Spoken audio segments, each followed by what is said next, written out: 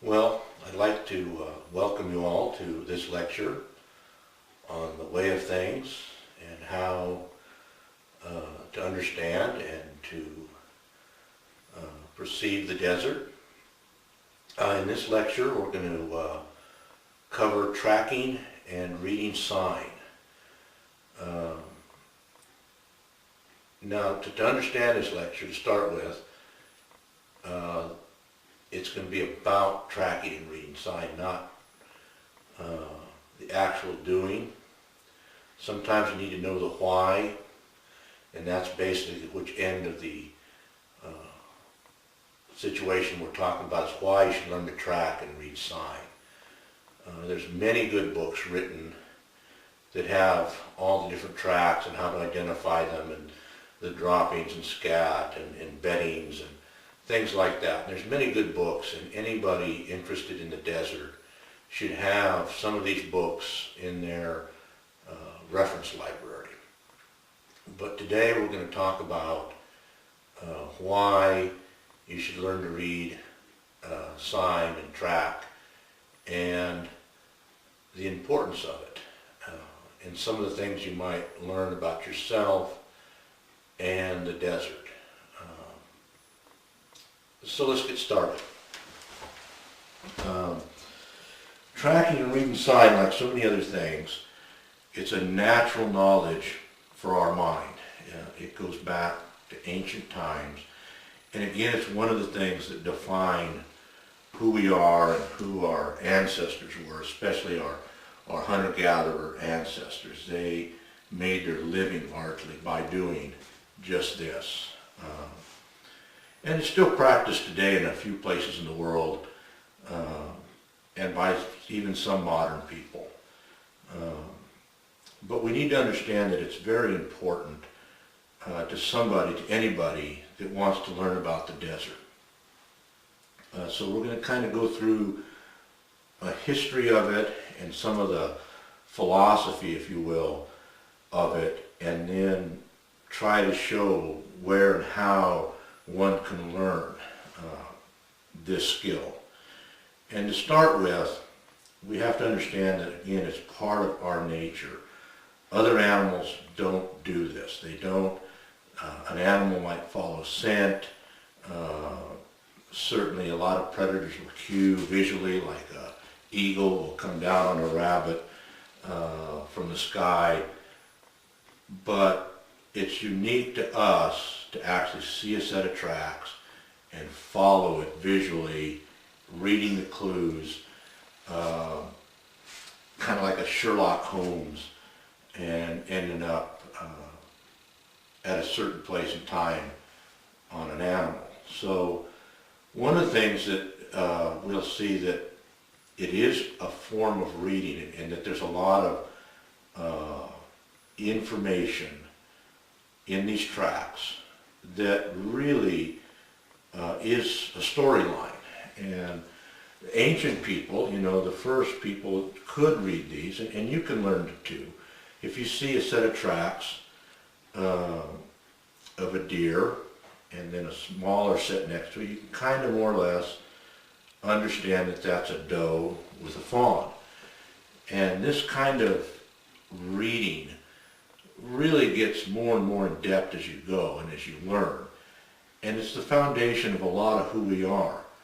Our written languages are little more than a form of tracking. Indeed, the first writing in Mesopotamia, in that area, the Fertile Crescent, was little more than a slab of mud. You take a stick and imprint tracks, and those tracks had meaning.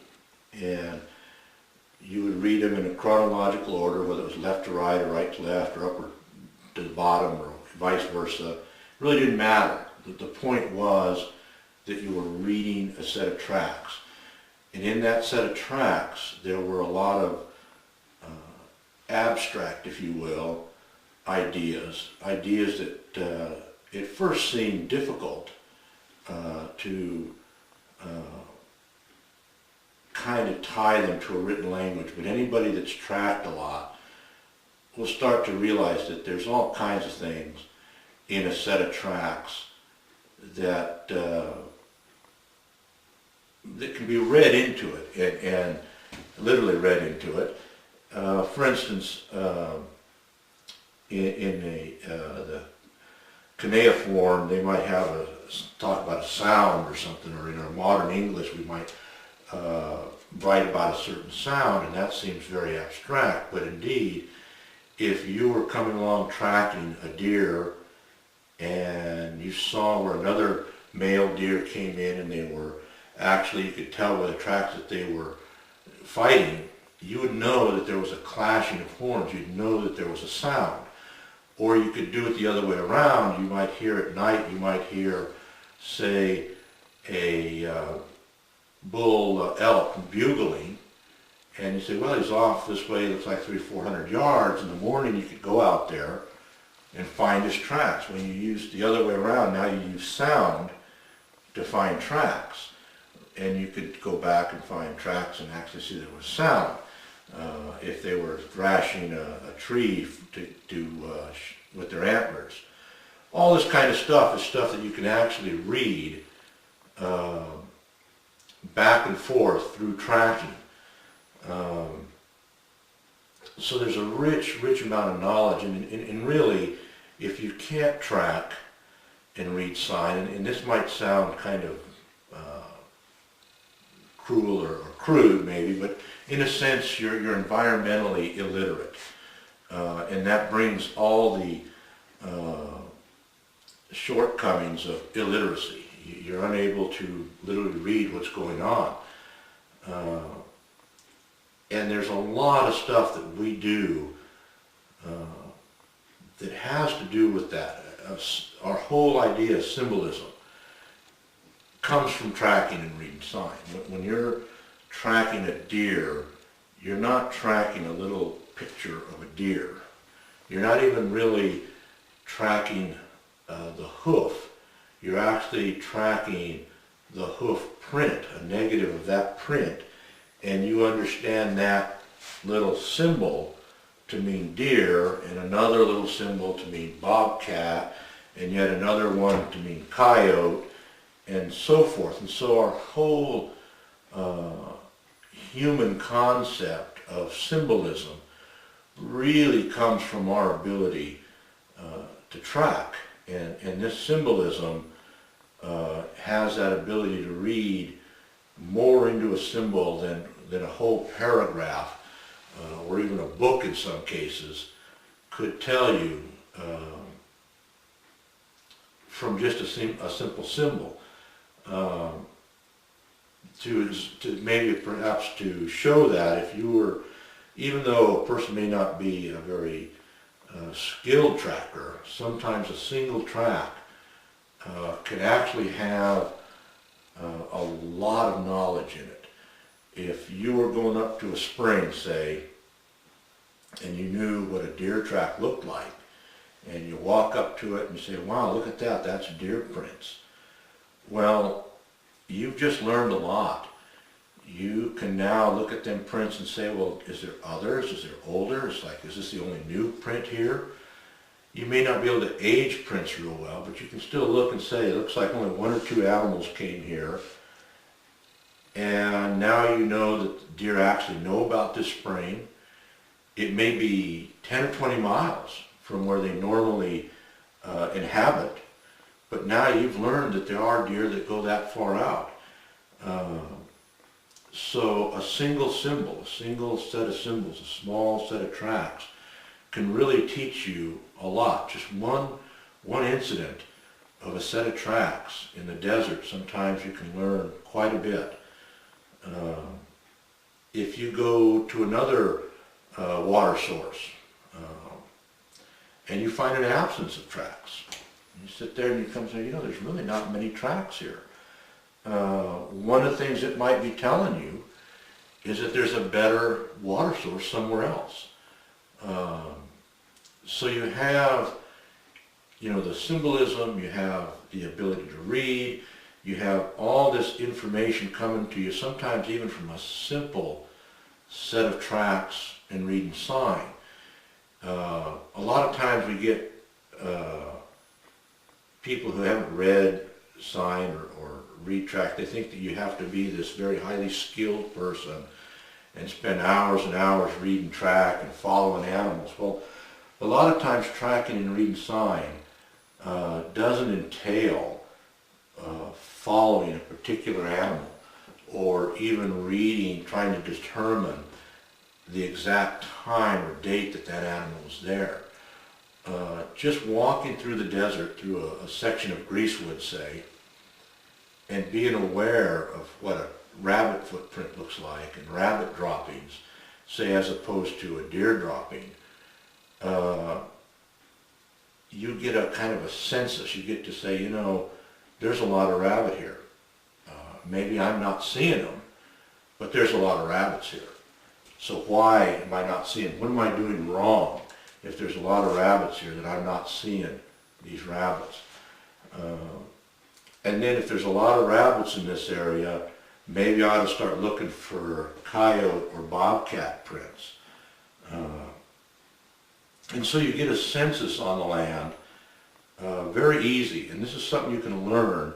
And as you learn and you become aware of what different prints look like, and you'll begin to learn how they age, because sometimes the different tracks, of course, can age vastly different. If you've ever followed an animal, you'll learn that different surfaces age very different. And of course, some surfaces are very difficult to track across and some aren't.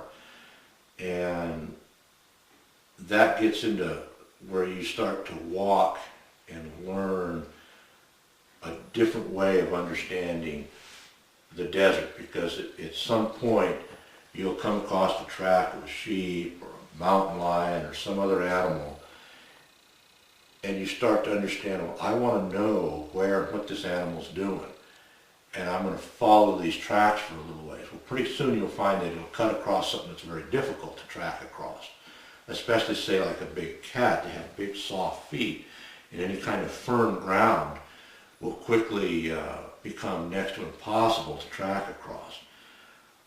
But it's possible sometimes, and you start looking for little stones that are turned, or you decide instead of that, you look off and you maybe see 50 or 100 yards out, you say, well, there's a piece of soft ground. I'll walk that. I'll just walk to that and then focus my attention and look for their tracks here. So you just walk another 100 yards, you get to the edge of a wash or a little dune, and you either pick up or you don't pick up that track. But the point is, it has changed how and where you walk by learning this particular skill of tracking and reading sign. And oftentimes you'll pick up that track, and that'll keep that flow of knowledge coming to you that you wouldn't have if you didn't stop and think and say, you know, I need to look at these prints, I need to look at these tracks, I need to look at what they're eating, and a lot of times that'll multiply. Say you're following a deer or a bighorn sheep, pretty soon, if you're tracking them, you're going to learn what they eat, and you'll be able to put that into a context that you would never understand without tracking.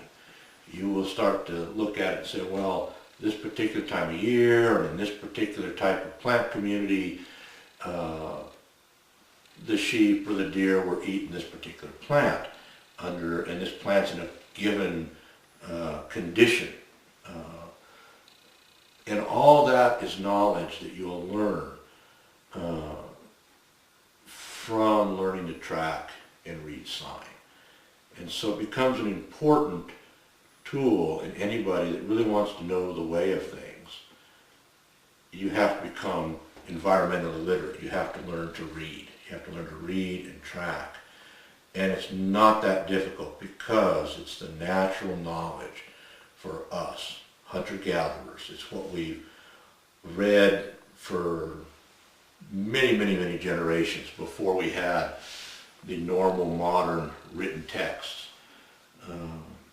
And so with that, I hope that it gives you some insight into the value of reading sign and tracking. And then it gives you some insight that you can also learn. This is not something that only Native Americans can do, or only somebody that spends a huge amount of time out in the wilderness can do, but rather that every time you go out, that you can begin to spend a little time looking at the ground, looking at the tracks, and just ask yourself, what does that tell me? Where does that lead me to? What kind of ground were these prints made in? And you'll start to learn to track and read sign. And I assure you that it will be a rich vein of knowledge, and you will learn a lot. And with that, I thank you and hope you enjoyed this lecture. Thank you.